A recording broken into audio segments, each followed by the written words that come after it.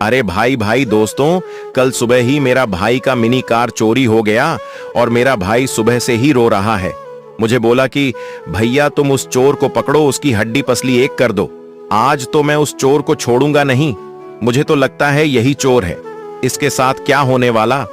उससे पहले अगर आप लोग भी मानते हैं महादेव है तुझे, मैं को सब्सक्राइब करें और वीडियो को लाइक करें कमेंट में लेकर हर हर महादेव। तो देखा दोस्तों, इस चोर के साथ किया हुआ, इसका हड्डी पसली टूट गया ना।